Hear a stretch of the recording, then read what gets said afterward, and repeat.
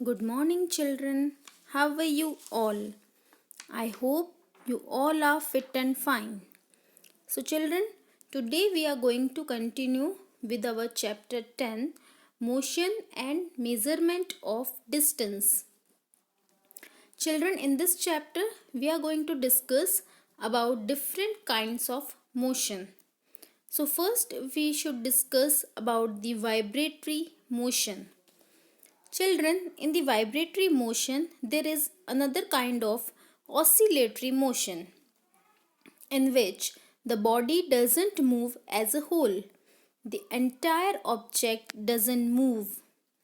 We can see in this picture that when the wire is plugged from the middle, it start moving up and down movement, and the motion is not oscillatory in the nature because the whole string doesn't move up and down.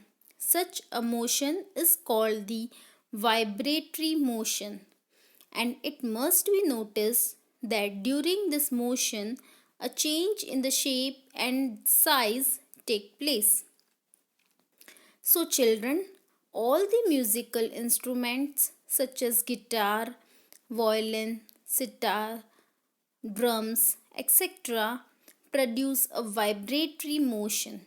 And we know even during the breathing process, when our chest expands and the contracts, the motion is vibratory in the nature, as all the points on the chest do not move out equally, and the vibratory motion can be defined as the vibratory motion is a kind of motion and kind of, we can say, oscillatory motion in which the moving object undergoes change in the shape or size. So, children, all the musical instruments show the vibratory motion, and this motion is a change in the shape and the size takes place. We know this motion is actually a very fast to and fro motion. Sometimes the whole object doesn't show to and fro movement, but a part of it shows the movement. So such a movement is called a vibratory motion. So second type of the motion is the periodic motion. So children, a repetitive motion which repeats itself after a fixed interval, or we can say a regular interval of time, is called the periodic motion. And we know the examples of the periodic motion in our daily life, that the revolution of the earth around the sun, the earth rotating about its axis in 24 hours, and we know the motion of a swing, the movement of the lungs during breathing process, and the heart of a resting normal person breathing 72 times in 1 minute. We know the piston of a motor car engine running at a constant speed, and the swinging pendulum of a wall clock also is a periodic motion. So, children, these are the examples of the periodic motion.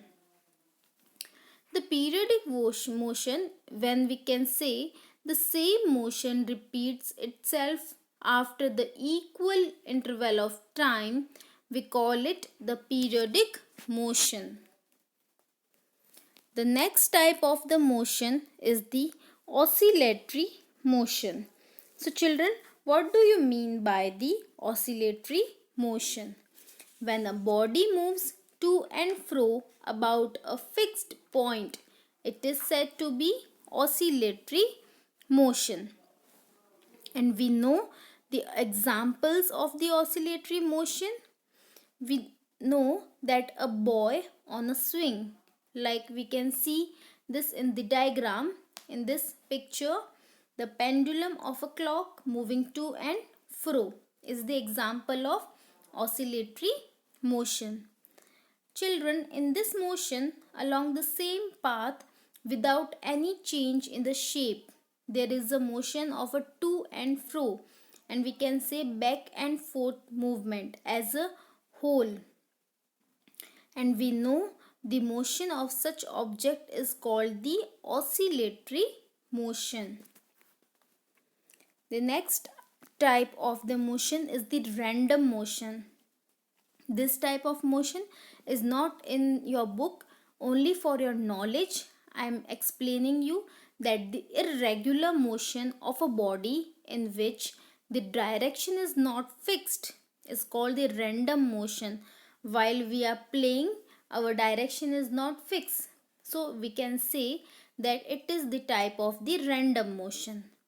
And the motion of the birds in the sky is also the random. So it is a random motion. The next is the rotatory motion. Children, rotatory motion we can say the circular motion also.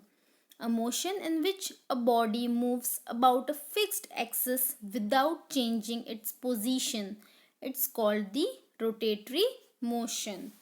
And we know the examples of the rotatory motion, that a potter's wheel, the ceiling fan, the spinning top, and the spinning wheel, or the charkha, also the example of the rotatory motion.